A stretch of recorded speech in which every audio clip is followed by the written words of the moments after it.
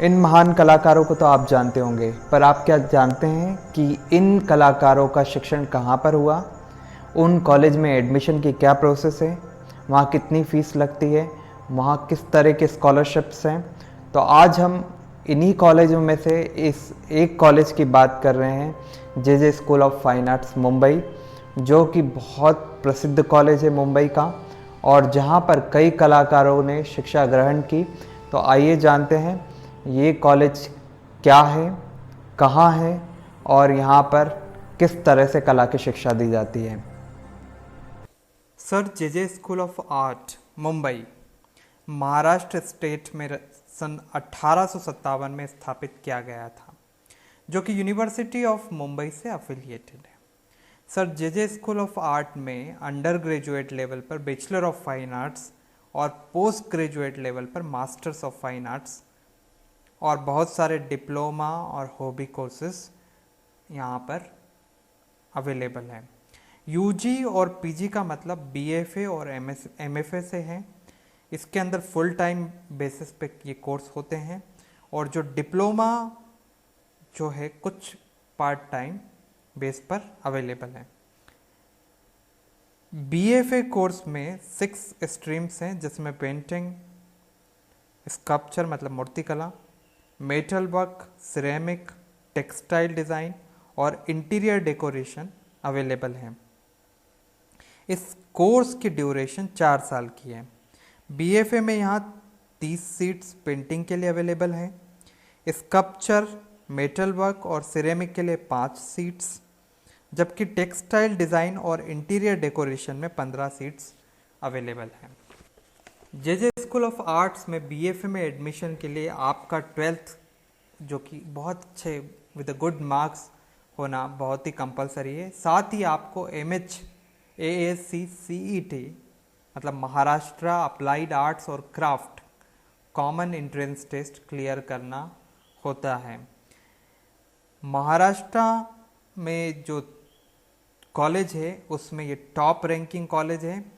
यहाँ पर जो मास्टर ऑफ फाइन आर्ट्स में 9 फील्ड्स यहाँ जो अवेलेबल है, उसमें painting in portrait, painting in creative painting, sculpture, painting in graphic मतलब प्रिंट मेकिंग से रिलेटेड है, painting in mural, interior decoration, textile design, metal work और सिरेमिक है। एमएफए 2 साल का कोर्स है, जिसमें प्रत्येक कोर्स में 5 सीट्स अवेलेबल होती है। एमएफए में एडमिशन लेने के लिए किसी भी यूनिवर्सिटी से बीएफए का पास होना बहुत ही ज़रूरी है। जे स्कूल ऑफ आर्ट्स में 4 प्रकार के डिप्लोमा कोर्सेस अवेलेबल हैं और डिप्लोमा इन आर्ट एजुकेशन और आर्ट मास्टर्स सर्टिफिकेट 1 साल के लिए होता है। एंट्रेंस एग्ज़ाम फॉर्म जो है वो उसका सबमिशन ऑनलाइन होता है और जो एग्ज़ाम मोड है, जो एग्ज़ाम कंडक्ट होती है, वो आपको सेंटर पर जा कर के देनी होती है। इस एग्ज़ाम में 4 तरह के पेपर होते हैं, जिसमें 3 तो प्रैक्टिकल पेपर हैं और 1 थ्योरी बेस्ड पेपर होता है। तो जो फर्स्ट पेपर होता है वो ऑब्जेक्ट ड्राइंग का होता है, जिसमें आपको कोई भी नेचुरल और मैन मेड ऑब्जेक्ट दिया जाएगा जिसको आपको ड्रॉ करना है और उसके अंदर पेंसिल शेडिंग करना है। इसमें देखा जाता है कि बताई गई जो स्टिल लाइफ है, जो अरेंज की गई स्टिल लाइफ है आपके सामने जो अरेंज की जाती है, आप उसे आपने कैसे कंपोज किया है और आपके द्वारा 2D शीट पर कैसे वो 3D लुक में दिखाई दे रही है। आपके द्वारा यूज़ किए जा रहे टूल्स जैसे पेंसिल और अदर ऑब्जेक्ट्स भी देखे जाते हैं। अब जो नेक्स्ट पेपर होता है इसके बाद वो है 2D डिज़ाइन का। 2D डिज़ाइन में लाइन, शेड और एक्सपेक्टेड साइज दिया जाता है, जिसमें आपको 2D डिज़ाइन कंपोज करना होता है। इसमें आपको जो बेसिक प्रिंसिपल है डिज़ाइन के, उनको ध्यान में रख के ये पेपर को कंप्लीट करना होता है। कलर पे ध्यान देना होता है कि किस तरह के कलर आप इसके लिए सिलेक्ट कर रहे हो, बेहतर से बेहतर इसका एग्जीक्यूशन हो सके। ये आपके लिए बहुत एक क्रिएटिव चैलेंज है, जिसमें आपको 1 आवर के लिमिटेड टाइम में इस डिज़ाइन के पेपर को कंप्लीट करना होता है। जो टोन से, टिंट से, वो शेड्स आप कैसे यूज़ कर रहे हो, ये पेपर में इसका बहुत ज़्यादा महत्व है। इसके बाद जो तीसरा पेपर होता है वो होता है मेमोरी ड्राइंग का। इसमें आपको कोई भी टॉपिक दिया जाता है, जैसे railway station, bus station, festivals, और इसको आपको अपनी मेमोरी के हिसाब से कंपोज करना होता है और कैसे आप इसका विजुअलाइजेशन करते हो, इसमें ह्यूमन फिगर्स को कैसे आप अरेंज करते हो, सब्जेक्ट पे कैसे आप फोकस करके आप कमांड के साथ इसको बनाते हो, और ख़ास करके आप एनाटॉमिकली कितने प्रोपोर्शनेट फिगर्स को यूज़ करते हो, किस पर्सपेक्टिव में काम करते हो, इन सभी चीज़ों को देख करके इसकी मार्किंग डिसाइड होती। तो ये जो बेसिक सब्जेक्ट होता है, ये वैसे महाराष्ट्र में होने वाली बाकी जो एग्ज़ाम होती है जैसे इंटरमीडिएट और एलिमेंट्री, उसमें कवर किया जाता है, लेकिन यहाँ आपको ये थोड़ा एक एडवांस रूप में दिखाई देता है, जो बेसिकली आपको आर्ट और क्राफ्ट से रिलेटेड क्वेश्चन पूछे जाते हैं। इस एग्ज़ाम की प्रिपरेशन के लिए आप महाराष्ट्र बोर्ड में होने वाली 1 ईयर फाउंडेशन कोर्स को भी कर सकते हैं, जो आपको इस एग्ज़ाम में अच्छी मार्किंग में मदद कर सकता है। ये जो एंट्रेंस टेस्ट होता है, ये महाराष्ट्र के बेसिक 2, वैसे तो सारे कॉलेजों के लिए वैलिड है, लेकिन ये महाराष्ट्र के 2 कॉलेजेस के लिए बहुत ज़्यादा इम्पॉर्टेंट है, जो है sir J school of art and sir J school of applied art. Sir J school of arts में 6 डिपार्टमेंट हैं। First is painting, second is sculpture, third is textile design, fourth is metal work, interior decoration, then ceramics. तो ये 6 departments हैं अलग अलग, इनके अंदर medium of work अलग है और प्रोसेस भी इनके अंदर अलग अलग तरीके से होती है। Sir J school of arts में एक ही कोर्स है जिसके अंदर कमर्शियल आर्ट होता है, वो है अप्लाइड आर्ट का।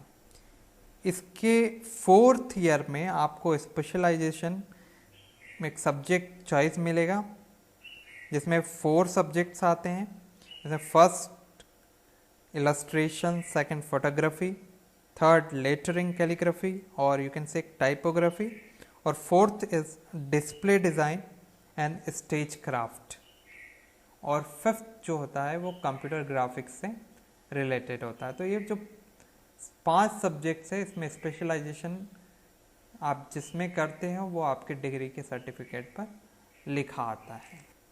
लेकिन आपका जो मेन कोर्स होता है वो एक ही होता है, that is commercial fine arts.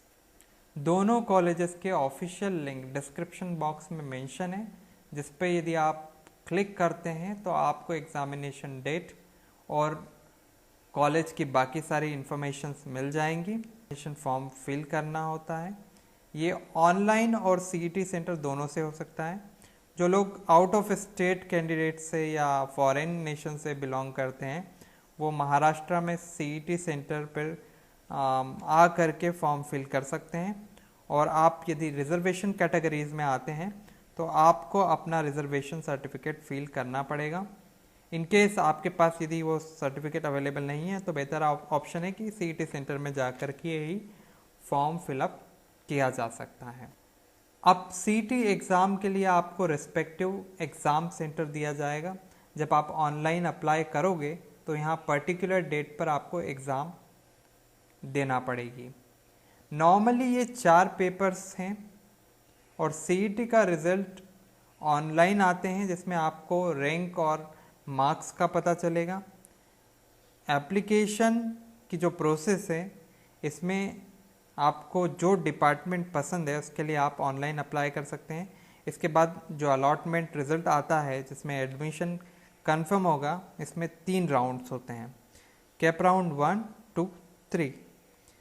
ये ब्रोशर में सारे डिटेल्स दिए गए हैं और एडमिशन जो सीट्स अलॉट होने के बाद एडमिशन प्रोसेस का पता चलता है, जिसमें कि डेट्स आपको ऑनलाइन पता चलेगी और उस डेट पर सारे डॉक्यूमेंट्स जो आपको ब्रोशर में दिए गए हैं उनकी जेरोक्स कॉपी के साथ में आपको स्पेसिफिक कॉलेज में जाकर, जहाँ कि आपको एडमिशन लेना है, जाकर आप वहाँ पर इनका वेरिफिकेशन करवा सकते हैं। एडमिशन प्रोसेस जो है इसमें सबसे पहले आप वेबसाइट www.doa.org.in पर रजिस्ट्रेशन करते हैं। इसके बाद एप्लीकेशन फॉर्म को अलॉटेड डेट्स पर फिल करना होता है। स्टूडेंट्स की कॉलेज एग्ज़ाम आईडी और पासवर्ड यहाँ से मिल जाते हैं। एग्ज़ाम डेट साइट पर अनाउंस होते हैं। टेस्ट अटेंड करने के लिए 360 मिनट्स होते हैं। इसके बाद प्रोविजनल मेरिट लिस्ट के आधार पर महाराष्ट्र स्टेट के लिए जो वेबसाइट है उस पर ये डिक्लेयर होते हैं। OMS कैंडिडेट्स के लिए भी वेबसाइट पर डिक्लेयर होती है। वेरिफिकेशन की प्रोसेस मार्क्स के आधार पर होती है और फाइनल मेरिट लिस्ट जो है वो वेबसाइट पर डिस्प्ले होती है। ये कॉलेज स्कॉलरशिप प्रोवाइड करता है और इस कॉलेज में जो स्कॉलरशिप है वो मेरिट बेस्ड है और जो फ्री शिप्स है वो टैलेंटेड स्टूडेंट्स को दी जाती है। फी स्ट्रक्चर BFA के लिए 75,000 रुपये फर्स्ट ईयर फीस और एलिजिबिलिटी 12th का पास होना इसके अंदर बहुत ज़रूरी है।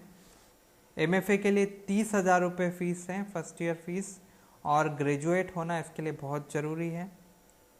डिप्लोमा के लिए टोटल फीस जो है 30,000 रुपीज़ है और सर्टिफिकेशन के लिए 15,000 रुपीज़ टोटल फीस है। तो ये कुछ बेसिक आइडियाज़ हैं।